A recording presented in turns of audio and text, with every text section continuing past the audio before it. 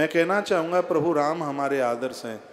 राम जैसा भाई, राम जैसा भगवान, राम जैसा मित्र, और सच मानिए इस धरती पर तो राम जैसा दुश्मन भी नहीं कोई हो सकता है। तो रावण को पूछ लेना। प्रभु श्री राम जी की बड़ाई दशानन ने खुद अपने मुख से की है। रमन्ते योगिनो हृदय न सह राम, जो सभी के हृदय में रमण करते हैं, ऐसे भगवान प्रभु राम की हम कथा सुनने के लिए यहाँ इस परिसर में बैठे हैं। प्रभु श्री राम जी का संदेश पूरे जगत के लिए। महाराज दशरथ का तो राज्य का कलश अट्टालिका के ऊपर रखा रह गया, लेकिन प्रभु राम का राम राज्य केवट के कठवते से प्रकट होता है। जब इस देश की राजनीति पैदल पैदल अंतिम व्यक्ति के पास तक पहुंचेगी, तब इस धरती पर राम राज्य का झंडा लहराएगा, तब ही राम राज्य की अनुभूति होगी। राजाओं को चाहिए हर व्यक्ति की वो पीड़ा को समझें, गरीब से गरीब व्यक्ति के पास तक पहुँचें। ऐसा नहीं है कि चुनाव के समय पर वोटों के लिए ही उनके पास तक जाया जाए। अग्नि पुराण में वर्णन है, जिस राजा के राज्य में बच्चे, छोटे छोटे बच्चे सुरक्षित हैं, उस राजा में भगवान आकर के वास करता है। जिसके राज्य में वृद्ध सुरक्षित हैं, जिसके राज्य में नारियां सुरक्षित हैं, ये समझ लीजिए ऐसे राजा में स्वयं वरुण, यम, इंद्र, महादेव और नारायण, ये उस राजा के हृदय में आकर के वास करते हैं। तो ये पूरा संदेश प्रभु राम की कथा से ये जाता है। राम की कथा एक स्टोरी नहीं है, राम की कथा एक कहानी नहीं है। राम हमारे आदर्श हैं, राम हमारे दर्पण हैं।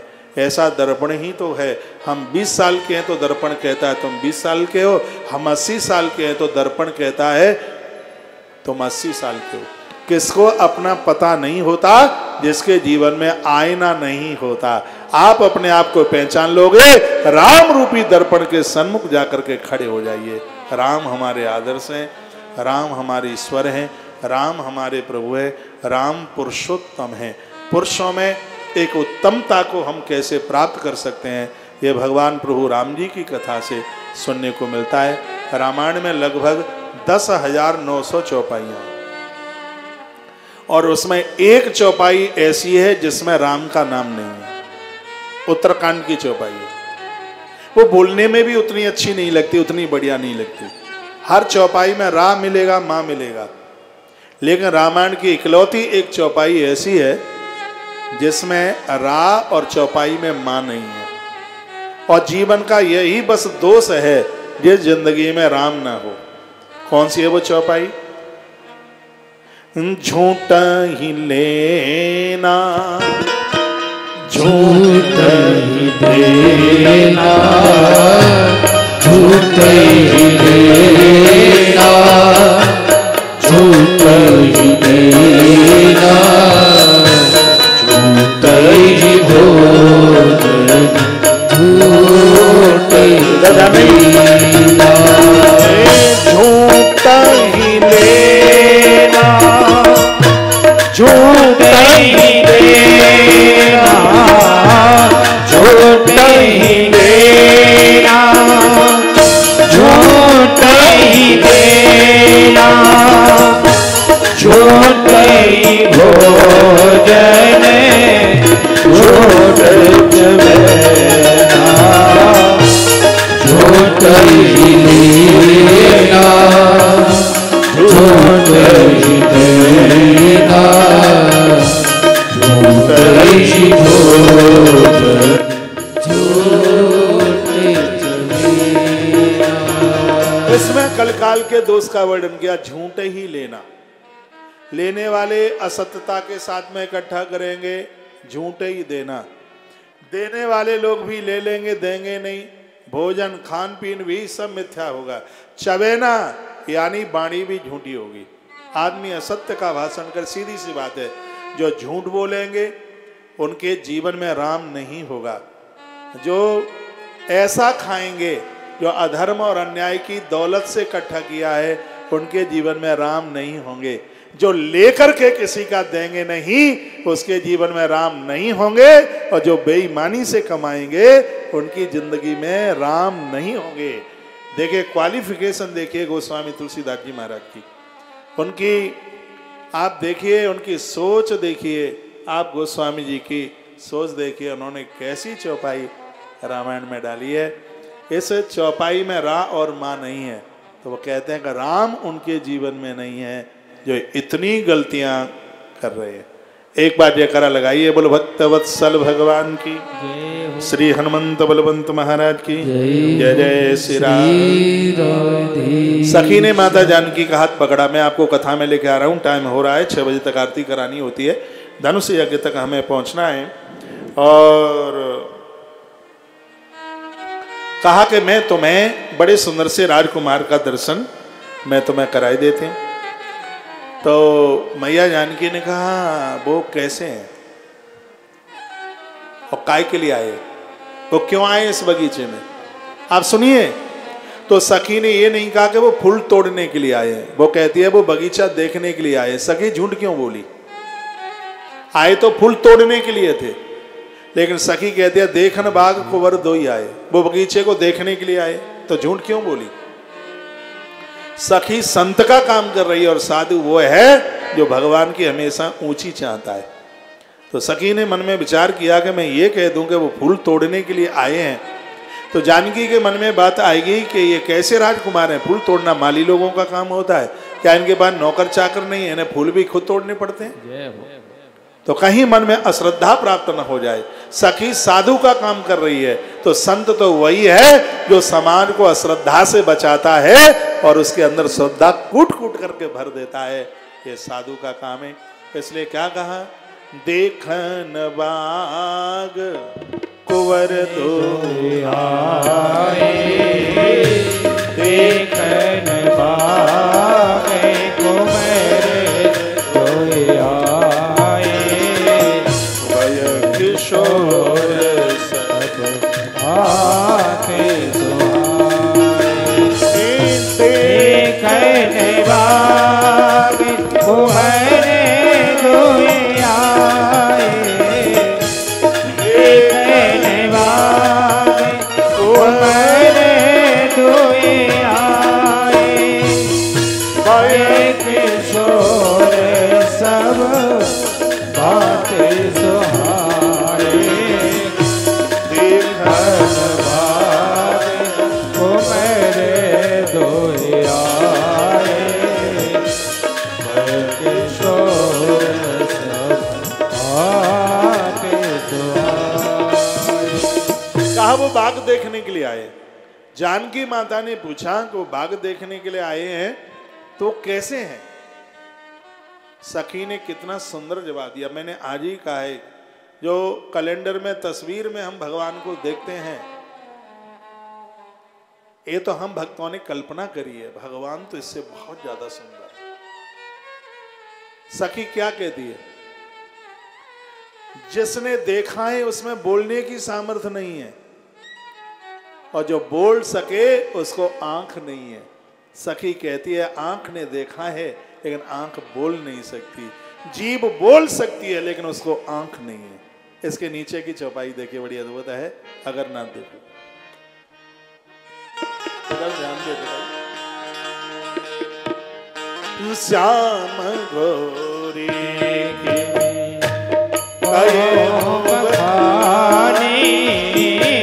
श्याम गौरी कहो बखानी, गिरा अनयन नैन बिनु बानी, श्याम गौरी कहो बखानी, श्याम गौरी कहो बखानी, गिरा नयन बिनु बानी, श्याम गौरी में कहो बखानी, श्याम गौरी में कहो बखानी, गिरा नयन बिनु बानी,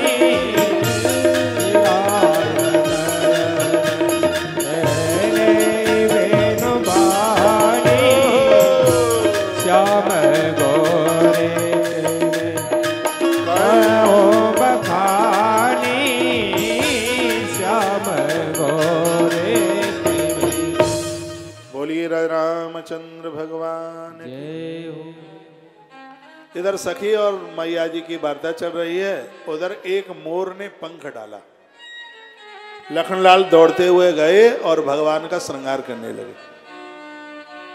परमात्मा का श्रृंगार तो कोई वैरागी ही कर सकता है। मोर पंख सिर सोहत नीके, गुच्छ बीच बिच कुसुम कली के। आज भगवान के केसों में मोर का पंख लखनलाल ने लगाया। भगवान ने कहा क्या कर रहे हो? कहा प्रभु जी दर्शनार्थी दर्शन करने के लिए आ रहे हैं, इसलिए मंदिर का श्रृंगार कर रहा हूं। वाह लखन, बड़ा आनंद हुआ।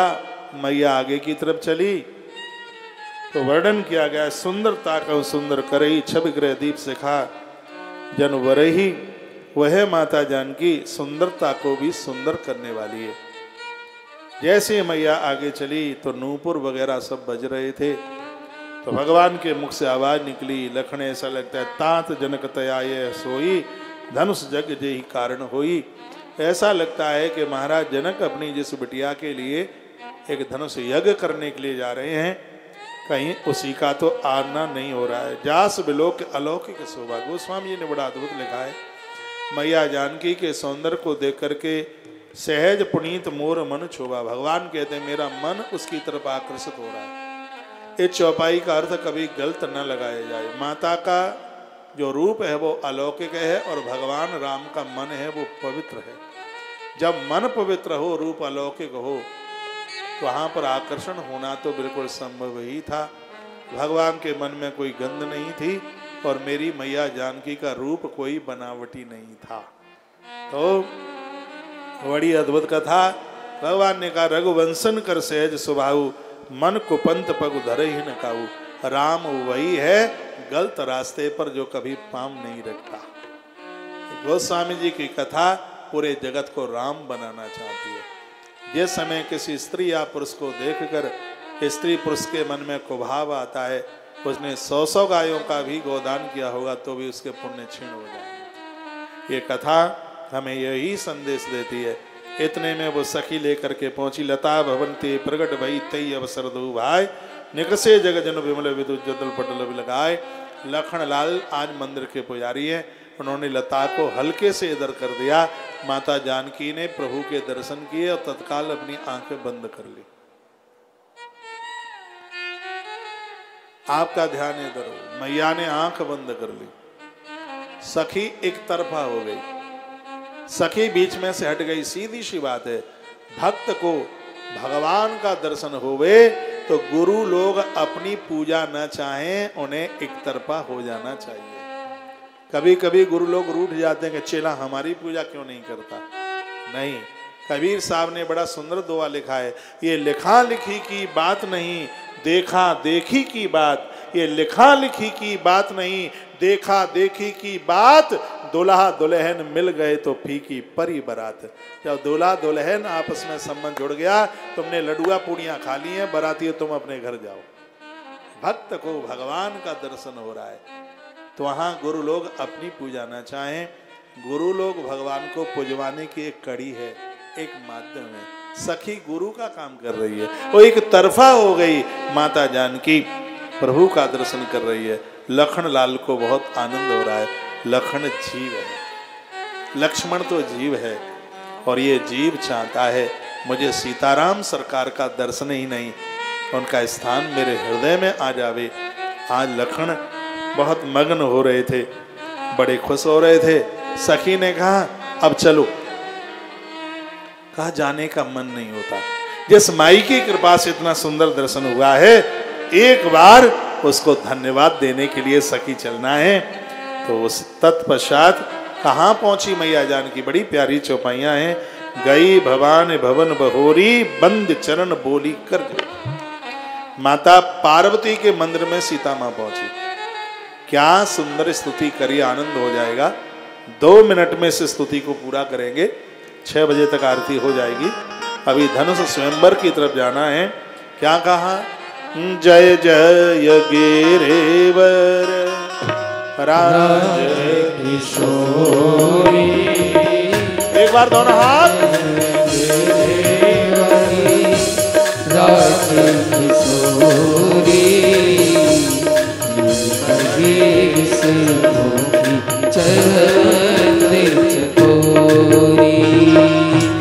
जय जय गिरिवर राज किशोरी जय जय राज किशोरी जय महेश मुखे जय जगोरी जय गजवदन सदानंद माता जगती जननी मैंने ज्योतिदाता। सबसे पहले कहा हे गिरिराज की बेटी तुम्हारी जय हो। जब ये कह दिया गिरिराज की बेटी तुम्हारी जय हो तो महेश मुखचंद चकोरी फिर बोलने की क्या जरूरत थी। फिर कहा हे महेश की चंद चकोरी तुम्हारी जय हो। फिर तीसरे नंबर पर कहा हे गजानंद कार्तिकेय की माता तुम्हारी जय हो। ये तीन संबोधन माता जानकी ने क्यों किए? इसलिए किए नारी को तीन रूप से जाना ही जाता है। एक पिता की बेटी के रूप से, एक किसी पति की पत्नी के रूप से और बच्चों की मां के रूप से। नारी के तीन रूप हैं इसलिए तो उसको स्त्री कहते हैं। वो बेटी है, पत्नी है और वह है मां है, इसलिए उसका नाम है स्त्री। तीन रूप, तीन काम करने के लिए ईश्वर को तीन रूप धारण करने पड़ते हैं, ब्रह्मा विष्णु महेश। ब्रह्मा बनाता है, विष्णु पालन करता है, शंकर संस्कार देते हैं, लेकिन ये तीन काम नारी अकेली करती है। बच्चे को जन्म देती है तब ब्रह्मा का काम करती है, पालन करती है तब विष्णु का काम करती है, संस्कार देती है तब वो महादेव का काम करती है। मैया कहती है कि यदि तुम गिरिराज की बेटी हो मैं तुम्हें प्रणाम करती हूं, मेरा प्रणाम स्वीकार। तो महादेव की चकोरी हो मैं तुम्हें प्रणाम करती हूं, मेरा प्रणाम स्वीकार कीजिए। आप गजानंद और कार्तिकेय की मां हो, यदि आप गजानंद कार्तिकेय की यदि आप मां के रूप में हैं मेरा प्रणाम स्वीकार करें। आप एक पत्नी के रूप में हैं तो मेरा प्रणाम स्वीकार करें।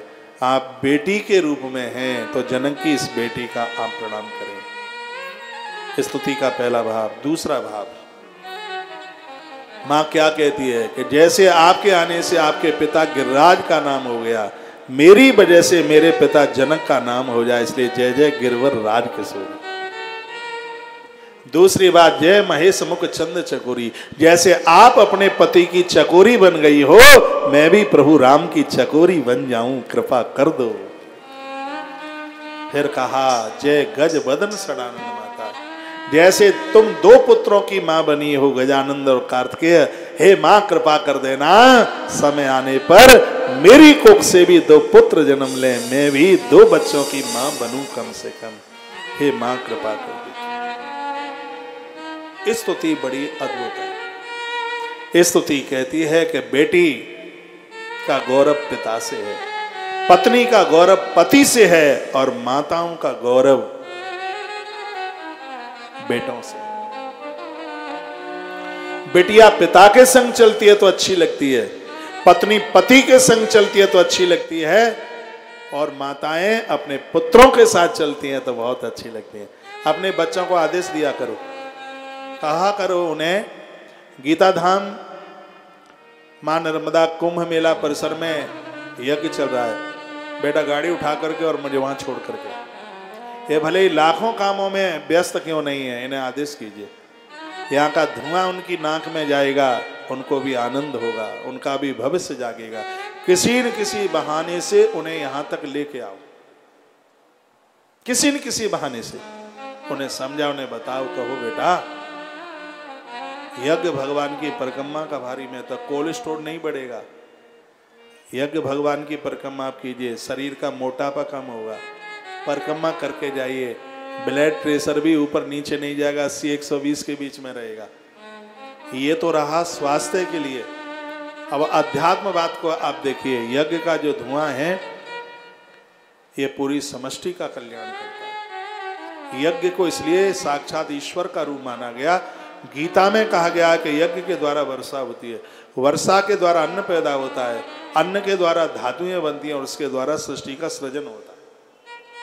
तो उसके आधार में यज्ञ है। ऐसा नहीं है स्वाहा स्वाहा स्वाहा, ये कोई नाम के लिए, कोई अपने यश के लिए कि कौशिक महाराज आया इतना बड़ा यज्ञ हुआ, नहीं नहीं नहीं नहीं नहीं, यज्ञ तो हमेशा समष्टि के कल्याण के लिए होता है। और इस यज्ञ में यदि हाजिरी नहीं लगी तो मुझे लगेगा कहीं न कहीं पुण्यों में कमी रही होगी। पूरा जबलपुर टीवी मीडिया के माध्यम से मुझे सुन पा रहा है, एक भी घर ऐसा ना रहे आपकी हाजिरी यहां ना लगे। एक बार यज्ञ की ध्वजा का दर्शन करने के लिए आइए, जो ध्वजा 10 दिशाओं में फहरा रही है। मैं तो आयोजन करके चला जाऊंगा, लेकिन ये यज्ञ इस जबलपुर की धरती और आसपास के क्षेत्र के लिए बहुत शुभकारी होगा, बहुत लाभकारी होगा। हर प्रकार से ये यज्ञ आपकी ग्रोथ बढ़ाने वाला होगा। और हम लोग वही काम कर रहे हैं जो काम हमें करना चाहिए। हम लोग व्यापार नहीं कर सकते, हम लोग बिजनेस नहीं कर सकते, हम लोग खेती बाड़ी नहीं कर सकते। हम वही कर रहे हैं जो हमें करना चाहिए, जो हमारी धमनियों में हमारे 6 काम है। यज्ञ करना, यज्ञ कराना, दान लेना तो दान देना, विद्या पढ़ना तो विद्या पढ़ाना। उन 60 कर्मों के साथ जीवन जिया जा रहा है पूरी समष्टि के कल्याण के लिए। माई के किनारे पर यज्ञ, ऐसी माँ भगवती नर्मदा माँ गंगा में नहा लो, इसका दर्शन कर लो, एक बराबर है। जिसका हर कंकड़ अपने आप में शंकर है, ऐसी माँ जिसके जल में कभी कीड़े नहीं पड़ते, जिसका पानी कभी बासा नहीं होता। मत्स्य पुराण में लिखा है गंगा आदि नदी भी सूख सकती है लेकिन मां नर्मदा नहीं मिट सकती, प्रलय में भी जिंदी रहती है। जिस दिन नर्मदा खत्म हो गई उस दिन आकाश धरती सब खत्म, कुछ रहेगा ही नहीं, सृष्टि का उपक्रम खत्म हो जाएगा। ऐसा मत्स्य पुराण के अंतर्गत लिखा हुआ है। पत्रकार लोग मुझे सुन पा रहे हैं, मैं कहना चाहूंगा सबसे पुरानी इस धरती पर नदी है, उसका नाम मां नर्मदा है, जिसको 4.5 करोड़ वर्ष से ज्यादा समय हो गया धरती पर उतरे। 4.5 करोड़ वर्ष से ज्यादा ग्रंथ बोलता है, इतिहास बोलता है, इतनी प्राचीन नदी धरती पर। ऐसी एक माता नर्मदा है जिसकी परिक्रमा लगती है, पैदल परिक्रमा 3 वर्ष 3 महीना 13 दिन में इसकी परिक्रमा पूरी होती है पैदल। ऐसी तो नदी, ऐसी सविता जगत कल्याण के लिए धरती पर चल करके आई है। जनक की बेटी सुनैना, जनक की पत्नी सीता माई की माँ जिसका नाम है सुनैना, इसका लालन पालन माता नर्मदा ने किया था। भगवान शंकर ने इसका कन्यादान किया, वही तो स्थान है। मेघनाद की पत्नी जिसका नाम है सुलोचना, माता नर्मदा के किनारे पर उसका जन्म हुआ। नागलोक में नागों ने फिर उसका पालन किया। मेघनाद ने दिग्विजय करी, नागों को पराजित करके वो सुलोचना को लेके चला गया। मेघनाद ने बहुत बड़ा तप माता नर्मदा के किनारे किया। ये टोटली बात है, मैं रेवाखंड, स्कंद पुराण का रेवाखंड है। मां नर्मदा की सबसे बड़ी जानकारी उसी में दी गई है। स्वयं धर्मराज युधिष्ठिर ने महात्मा मार्कंडेय मुनि के द्वारा रेवाखंड सुनाया, नर्मदा मैया की कथा सुनी है। आप जबलपुर वासी हो, आप जिस मां के किनारे पर आप बैठे हैं, आप बड़े सच मानिए, आप पुण्यात्मा है। भगवान शिव कहते हैं जो नर्मदा का दर्शन करता है मैं उसकी अकाल मौत नहीं होने देता, ये भगवान शंकर का कहना है। और हम भाग्यशाली हैं, ऐसी माता की गोद में ये अनुष्ठान हो रहा है, ये आयोजन हो रहा है, बहुत बड़ा यज्ञ है। ये तो जब 21 तारीख आ गई तब तक आप देखिए इस यज्ञ का रूप क्या होगा। आप अपनी पत्नी को लाइए, पति को लाइए, बच्चों को लाइए, रिश्तेदार को लाइए, सास ससुर को जरूर लाइए। एक बार से यज्ञ का दर्शन कराइए, एक बार यहाँ हाजिरी लगवाइए। और सबसे बड़े आनंद की बात है कि जिस आयोजन की आयोजिका स्वयं माँ भगवती है। हम और आप सब लोग तो एक निमित्त मात्र हैं। हमारे और आपसे इसमें कोई सहयोग हो जाए, ये तो एक निमित्तता है। इसका असली आयोजक तो स्वयं गौ माता है, स्वयं नर्मदा माई है। ये आदमी के द्वारा ऐसे आयोजन नहीं हो सकते। आपको पता ही नहीं होगा इसमें लकड़ी कितनी, संविदा कितनी लग रही है, इसमें घी कितना लग रहा है। 2 घंटे का यज्ञ घर में कराते हैं, लेने के लाले पड़ते हैं, घी लाओ घी लाओ घी लाओ। और यहाँ 24 घंटे एक क्षण के लिए भी घी की आहुति बंद नहीं है, सामग्री की आहुति बंद नहीं है। तो आखिर में कोई तो इसमें ताकत है, कोई तो इसको करने वाला है। ये इंसान की ताकत नहीं है, ऐसे कार्य तो भगवान के द्वारा ही होते हैं, परमात्मा के द्वारा। तो बड़ा भाग्य है कि ऐसे पावन पुनीत समय में, और ऐसा यह सौभाग्य प्राप्त हो रहा है। मैं प्रसंग को आगे के लिए बढ़ाता हूँ। मेरे प्रभु राम गुरुदेव के पास फूल लेकर के पहुँचे। सुमन पाए मुनि पूजा कीनी, पुण्य आशीष दो भाई न दीनी। आशीर्वाद दिया, क्या सफल मनोरथ हों तुम्हारे। गुरुजनों ने आशीर्वाद दिया कि तुम्हारा मनोरथ पूरा हो।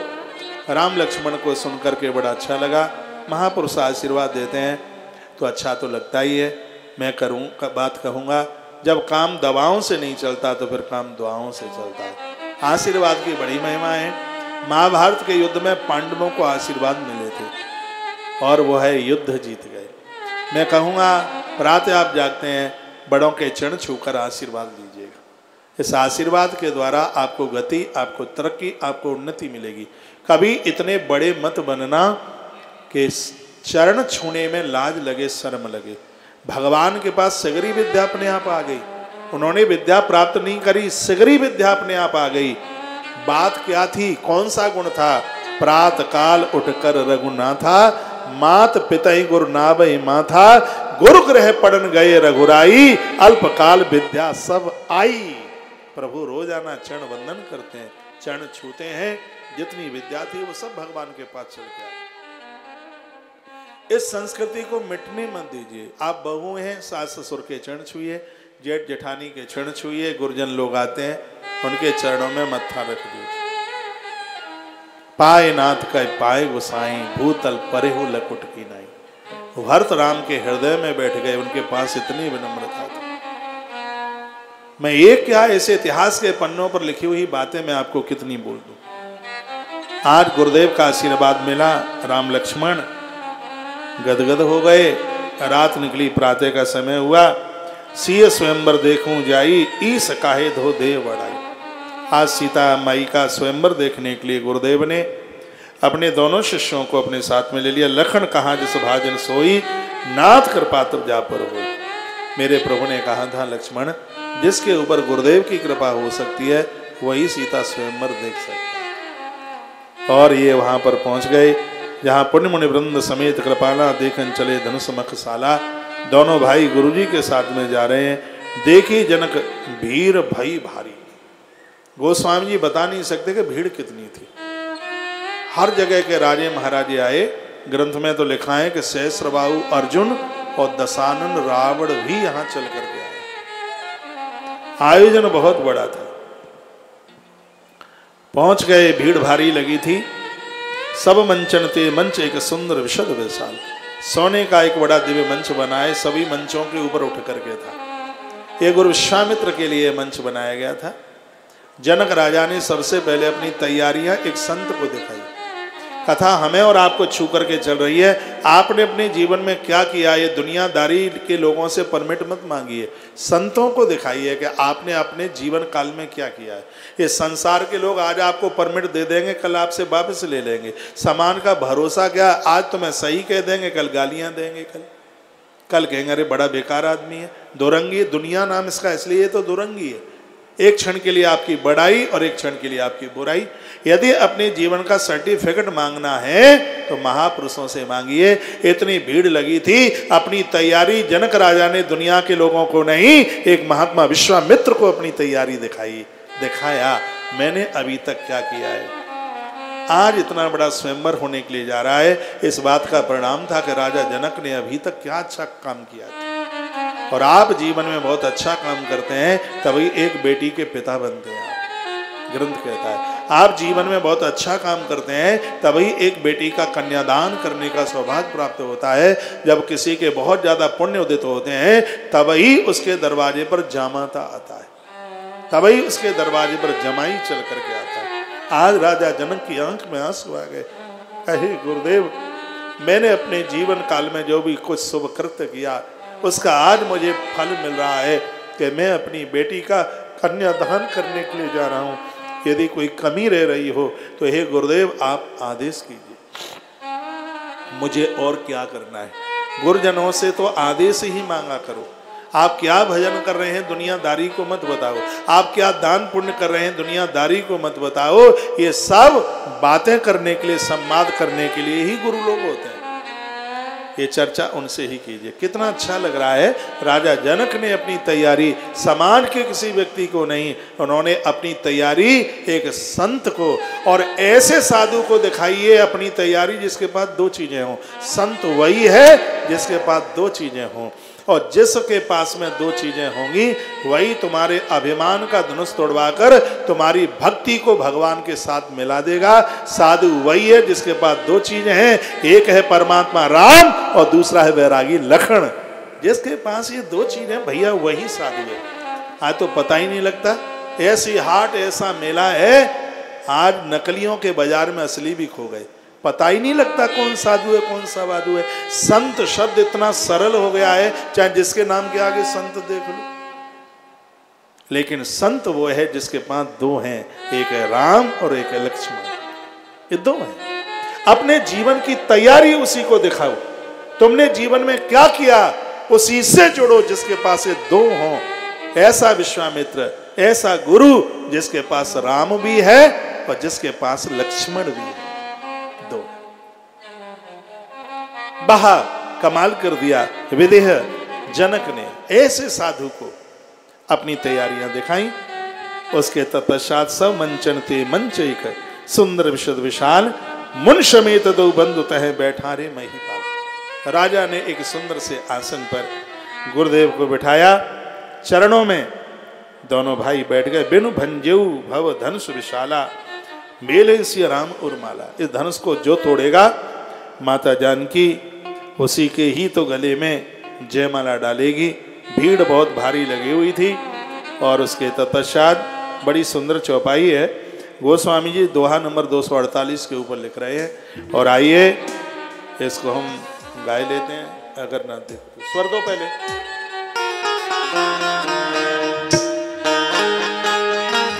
बस 5 मिनट की कथा है।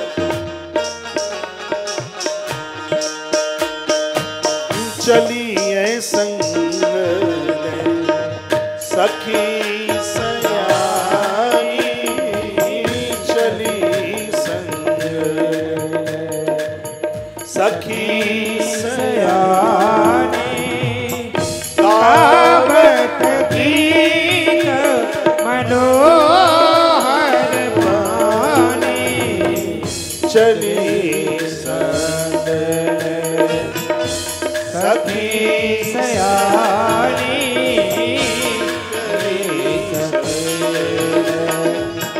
सखी सयानी, गावत गीत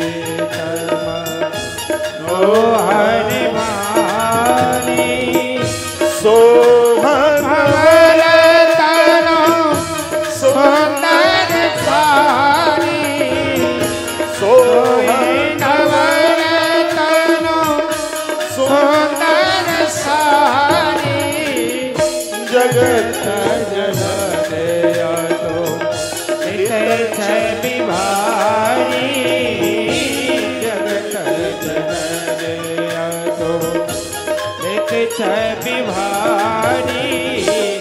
रंग भूमि जब सिया पगधारी, रंग भूमि जब सिया पगधारी, देखी रूप हे नर नारी, देखी रूप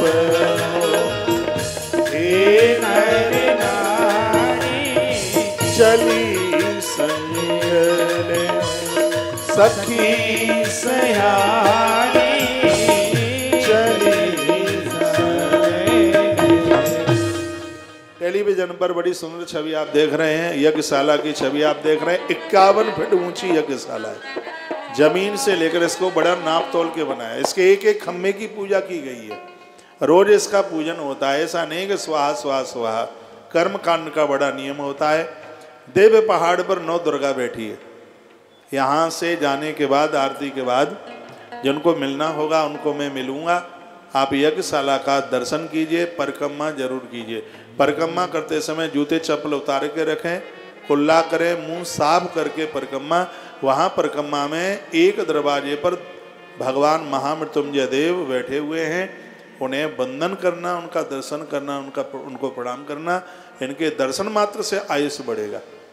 मैया जी को प्रणाम करना, जूते उतार कर, चप्पलें उतार कर, पिकनिक की तरह नहीं, ऐसा लगे कि आप उत्तराखंड में 9 देवियों का दर्शन करने के लिए आप निकले हैं। भावना ही तो होती है। भाव है तो मंदिर में भगवान है, नहीं तो पत्थर है। यहाँ भी एक बड़ी सुंदर सुंदर चौपाई है, जिनकी रही भावना जैसी, प्रभु मूरत देखी तिन तैसी। जाकी रही भावना जैसी, वो चौपाई यहीं की है। जब भगवान राम ने अंदर प्रवेश किया तो जिनकी जैसी भावना थी, मेरे प्रभु ने उनको उस दृष्टि से देखा। देवताओं के प्रति हमारी जैसी भावना होती है, देव हमें उन्हीं आंखों से देखता है। मानो तो भगवान है, नहीं तो फिर वहां भी पत्थर है। बात तो भावना की है। यदि आप उन्हें साक्षात देवी का रूप मानोगे, 9 देवी का रूप मानोगे, तो ये दर्शन हमारा कल्याण कर देंगे। ये कैलाशपति कैलाश में बैठे हैं, जिनकी छवि आप देख रहे हैं। नंदी पर माता गौरी बैठी हुई है, गौरी माता की सवारी नंदी है।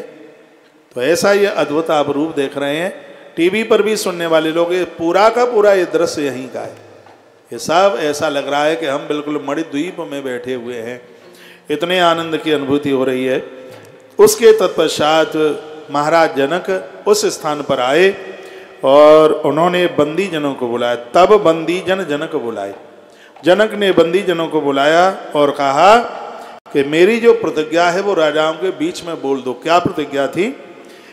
उन्होंने कहा, जो महादेव के इस प्राचीन धनुष का भंजन करेगा, ये वही धनुष था जिस धनुष ने त्रिपुर का दहन किया था, ऐसा से पुराण में लिखा है।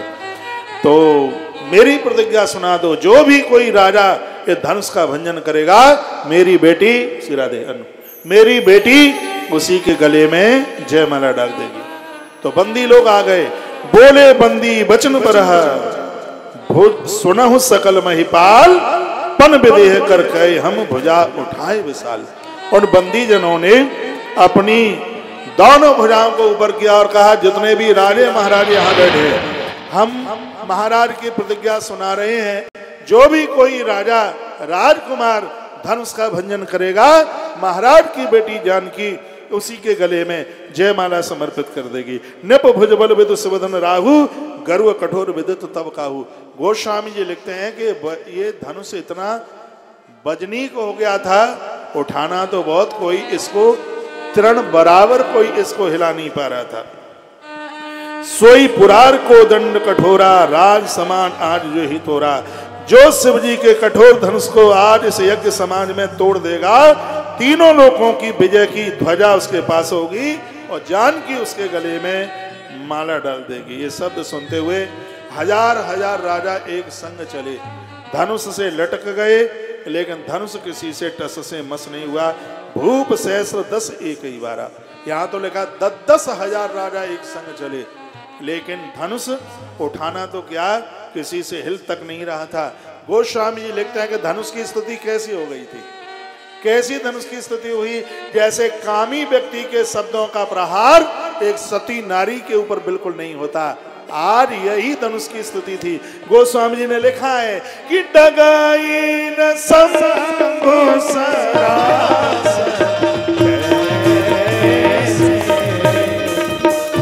डगाई न संभो सरास,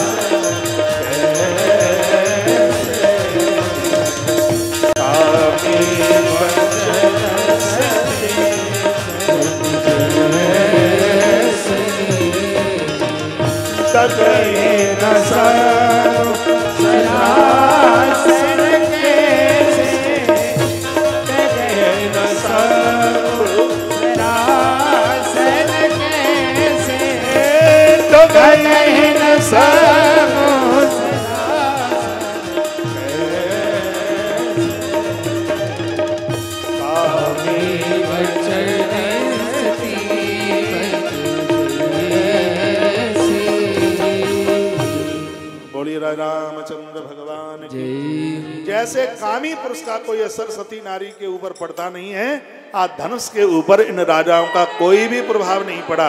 14 दिन हो गए धनुष को उठाते उठाते, लेकिन ये धनुष किसी से टस से मस नहीं हो रहा था। तब बेचैनी महाराज जनक को हुई। महाराज जनक को लगा कि मुझसे भूल हो गई, मैंने इतनी बड़ी प्रतिज्ञा कर डाली। मुझे लगता है कि धरती पर क्षत्रियाणियों की छाती में दूध नहीं रहा, कोई ऐसा सपूत नहीं रहा। मुझे लगता है कि आज क्षत्रिय समाज बिल्कुल निर्बल हो गया। और ऐसी जब उन्होंने वह बात बोली, आंख में आंसू आ गए और उन्होंने कहा, उन्हीं बंदी लोगों से, इन राजाओं को कह दो स्थान छोड़ करके अपने अपने घर के लिए चले जाएं, क्योंकि मुझे लगता है कि वीर विहीन धरा में जानी, मुझे लगता है कि धरती वीरों से विहीन हो गई। उसी समय बंदी लोग पुनः मंच पर आए। उन्होंने कहा, ये राजाओं, महाराज ने कहा कि धरती वीरों के विहीन हो गई है, आप लोग यहाँ से स्थान छोड़ करके चले जाइएगा। जब इतना कहा तो इतने पर भी वो लोग उठे नहीं। एक ने दूसरे के कान में कहा कि भाई इतना अपमान हो रहा है, खड़ा होकर के चलता क्यों नहीं है। दूसरे ने कहा, सुन, हम आए हैं विवाह करने के लिए, और धनुष तो किसी से टूटा नहीं और टूटेगा भी नहीं। महाराज अपनी बेटी को कुंवारी रखेगा नहीं। कुक मत करो, उधर ध्यान दो। महाराज अपनी बेटी को कहेगा कि बेटी, इन राजाओं में जो भी कोई तुम्हें अच्छा लगे उसके गले में जयमाला डाल दो, और मुझे लगता है कि हमसे सुंदर तो कोई दूसरा है ही नहीं, वो माला हमारे ही गले में आएगी, तू भले ही चला जा, लेकिन हम नहीं जाते। इतने पर भी जब पूरा दिन निकल गया, ये राजा अपना आसन न छोड़े, तब महाराज जनक ने बंदी लोगों को पूछा कि ये लोग जाते क्यों नहीं है। स्वर नहीं मिल रहा, ये लोग जाते क्यों नहीं है। तब बंदियों ने कहा, महाराज अभी ये आंस लिए बैठे हैं। काई की? जयमाला की। गोस्वामी जी ने लिखा है कि जब जयमाला का नाम लिया, महाराज को बड़ी वेदना हुई, उन्हें बड़ा कष्ट हुआ। राजा को स्वयं मंच पर आना पड़ा। दरवाजे पर आए हुए को कभी ये नहीं कहा जाता कि तू यहां से चला जा, लेकिन आज राजा इतने बेबस थे, महाराज जनक रोते हुए आंख में आंसू भरकर शिवरंजनी मंच पर चल करके आए और आके बोले, दीप दीप के भूपत नाना, आए सुने हम जो पन उठाना, देव धनुज धर मनुज शरीरा, विपुल वीर आए रणधीरा। आप दीप दीप से जगह जगह से आप लोग यहाँ आए, लेकिन विधाता ने लिखा न विद वैदेहि विवाहु, विधाता ने मेरी बेटी का विवाह नहीं लिखा। मैं बहुत ज्यादा कष्ट में हूं, मैं बहुत ज्यादा परेशानी में। कुंवर मनोहर विजय बड़ कीरति अति कमनीय, पावनिहार व्रंज जनु रचे उन धनु दमनीय। मुझे ऐसा लगता है कि ब्रह्मा ने मेरी बेटी का विवाह लिखा नहीं है। इसलिए मैं कहना चाहूंगा, आप सबको अत्यंत सुंदर कीर्ति को पाने वाले मानव ब्रह्मा ने कुछ और ही लिख दिया हो, मुझे अच्छा लग नहीं रहा है। आप स्थान छोड़ें और यहां से प्रस्थान करें। लिखान विद वैदेह विवाह। इतना अपमान हुआ, ये तो सब सहन कर रहे थे, लेकिन एक वीर व्रती बैठा था यहाँ पर, सुमित्रा नंदन, उछल कर प्रभु राम जी के सामने, उससे नहीं रहा गया। और उन्होंने कहा, रघुवंशन में जो को होई तेई समान अस कहियन कोई। रघुवंशी जहां बैठा हो और वहां कोई ऐसा लफ्ज, ऐसा शब्द निकाल दे कि वीर धरा, मैं धरती को वीरों से विहीन मानता हूं, तो लखनलाल कहने लगे, हे प्रभु, कही जनक जस अनुचित बानी, विद्यमान रघुकुल मणि जानी। रघुकुल श्रोमणि के होते हुए जनक राजा को शर्म नहीं लगी, लाज नहीं लगी, और इन्होंने ये कह दिया, धरती वीरों से विहीन हो गई। हे प्रभु, आपके चरणों की सौगंध खा करके कहता हूं, एक धनुष की तो बात किया, काचई खट जिम तारहु फोरी, सकहु मेरे मूलक जिम तोरी। आपके चरणों की सौगंध, एक धनुष की तो बात किया, पूरे ब्रह्मांड को कच्चे घड़े की तरह तोड़ दूं। यदि मैं ऐसा न कर पाऊं तो आपके चरणों की सौगंध, मैं क्षत्रिय धर्म को तोड़। लखन लाल तो काल का देव है। जब लखन गर्जना करे, भैया धरती डिगमिगाने लगी, धरती हिलने लगी। उधर लखन ने गर्जना करी तो माता जानकी के चेहरे पर मुस्कुराहट आ गई। मैया जानकी समझ गई कि अब धनुष जरूर टूट जाएगा। राम जी की भी निगाह पड़ गई तो प्रभु श्री राम जी को भी मुस्कुराहट आई। प्रभु राम को हंसते हुए लक्ष्मण ने देखा, लखन ने कहा कि मैं आग बबूला हो रहा हूं और आपको हंसने की सूझी है। तुम्हें पता है कि हम रघुवंशियों का आज इस समाज में कितना बड़ा अपमान हुआ है, मुझसे सहन नहीं होता और आप कुछ बोलते नहीं हो। प्रभु राम ने कहा, लक्ष्मण क्या जनक की बात मुझे बुरी नहीं लगी? जनक की बात तो मुझे भी बुरी लगी, लेकिन मैं करूं तो करूं क्या? हम गुरुदेव के संग आए हैं और गुरुदेव की अनुमति के बिना तो हम कुछ कर ही नहीं सकते। जब गुरुदेव आज्ञा करें तब तो मैं कुछ करूं। जब लक्ष्मण को ऐसी बात राम कर रहे थे, गुरुजी को भूल समझ में आ गई और गुरुदेव ने उसी समय आदेश दिया, उठो राम भंजो भव चापा, मेटहु तात जनक परितापा। हे राम खड़े हो जाओ, जानकी के दुख को दूर कर दो, महाराज के प्रताप को, रानी सुनैना के संताप को दूर कर दो। राम मेरी आज्ञा है, मनोरथ तुम्हारा सिद्ध होगा। दुनिया समझेगी कि विश्वामित्र राम अवध के राम को जनकपुर लेकर के क्यों गए। राम खड़े हो जाओ और आप दिखा दो कि धरती पर तुम्हारा अवतार हुआ है। राम तुम साधारण नहीं हो, महादेव रोज तुम्हारे चरणों में फूल चढ़ाते हैं। हे राघव अपने आप को पहचानो, अपने आप को संभालो। आज मन ही मन प्रणाम गुरुदेव के चरणों में आज प्रभु राम ने प्रणाम किया। मेरे प्रभु राघव खड़े हो गए। आशीर्वाद लेकर के कोई काम करोगे तो उसमें तो सफलता मिलेगी। एक मदोन्मत्त हाथी जैसे जा रहा था मेरे प्रभु राम, धनुष की तरफ ऐसे जा रहे थे। सामने से माता सुनैना ने प्रभु राम को चलते हुए देखा तो वो कहने लगी, अरे दुधमुहा बालक, किसी राजा को इकलौता बेटा हुआ तो ये धनुष के नीचे ही दबकर मौत को प्राप्त हो जाएगा। महाराज को कोई बोल दो इस बच्चे से धनुष ना तोड़वाएं, इसको बिठा दिया जाए। तो उस समय उसकी दासी कहने लगी, तेजवंत जिय गलियन राहु। हे रानी आप चिंता ना कीजिए, तेजवान की कभी आयु नहीं देखी जाती। एक अंकुश हाथी को वश में करता है, क्या उसे कोई छोटा कहेगा? एक मंत्र भगवान को वश में करता है, क्या उसको छोटा कोई कहेगा? हमें लगता है इसी राजकुमार के द्वारा धनुष टूटेगा। और मिथिला के लोग तो मनौती मना रहे थे। इतने में मेरे प्रभु श्री राम जी धनुष की तरफ चले। इधर लखन कभी खड़े हो जाते हैं, कभी बैठते हैं, कभी खड़े होते हैं, कभी बैठते हैं। विश्वामित्र ने कहा, लक्ष्मण तुझे चैन नहीं पड़ता है, तू ठग बैठक सी क्यों लगा रहा है? लखन ने कहा, गुरुदेव अब मुझे अपना काम करने दीजिए। विश्वामित्र जी ने कहा, तेरा कौन सा काम बकाया है? तब लखनलाल ने कहा, गुरुदेव मेरे प्रभु राम धनुष को उठाने की इच्छा से नहीं, धनुष को तोड़ने की इच्छा से गए।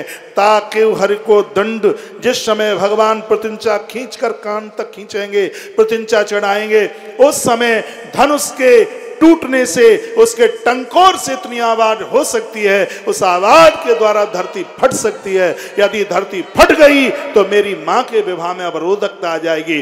धरती कुंजरों के ऊपर डटी हुई है, आज मैं उन्हें सावधान करने के लिए आया हूं। लखन ने कहा, दिश कुंजर हो कमट अहि कोला, धरौ धीर आई धैर्य न डोला, राम चाहे शंकर धन तोरा, हो सजग सुन आयुष मोरा। हे दिश कुंजर हो कमट हो, सावधान, पृथ्वी को अपने जबड़ों में जकड़ लो, पृथ्वी हिल न पाए, पृथ्वी टिक न पाए। लखनलाल ने गर्जना कर दी। इतने में राम जी वहां तक पहुंच गए। राम जी ने सारे में पूछा। लखनलाल ने कहा, भगवान बात ना बिगड़ जाए, धनुष टूटना चाहिए। लक्ष्मण ने इशारा किया। मेरे प्रभु श्री राम जी ने सबसे पहले घुटने टेक करके धनुष को प्रणाम किया।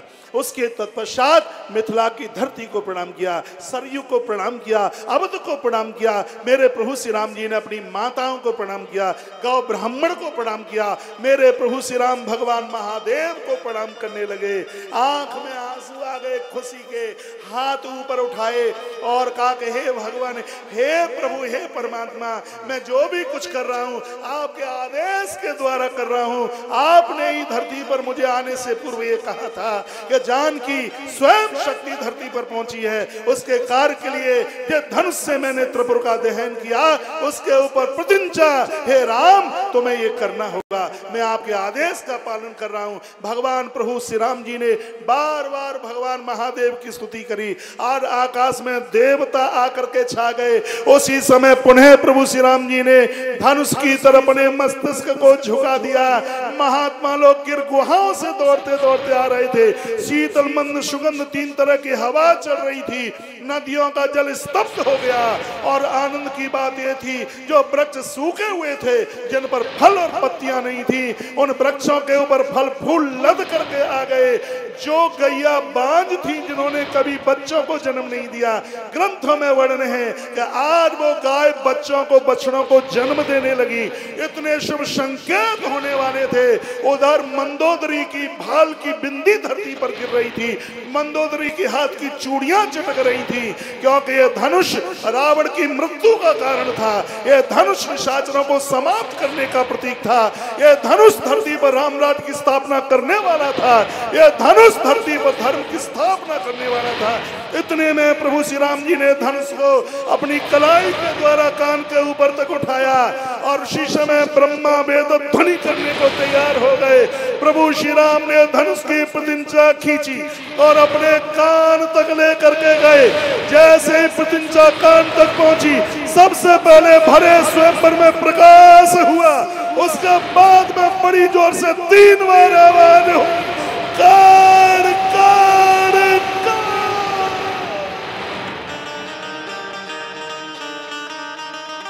तेईचन राम मध्य धन तोड़ा, तेईचन राम मध्य धन तोड़ा, तेईचन राम मध्य धन तोड़ा, मध्य धन तोड़ा। भई भुवन गति घोर कटोरा, भई भुवन गति घोर कटोरा। तेईचन राम मध्य धन तोड़ा, मध्य धन तोड़ा। हरि भुवन गति घोर कटोरा, हरि भुवन गति घोर कटोरा। तेईचन राम मध्य धन तोड़ा, मध्य धन तोड़ा। हरि भुवन गति घोर कटोरा, हरि भुवन गति घोर कटोरा। सांस चली गई न का जान दे। बोलिए रामचंद्र भगवान की। आज की कथा को यहीं विराम है। आप सबको प्रणाम है।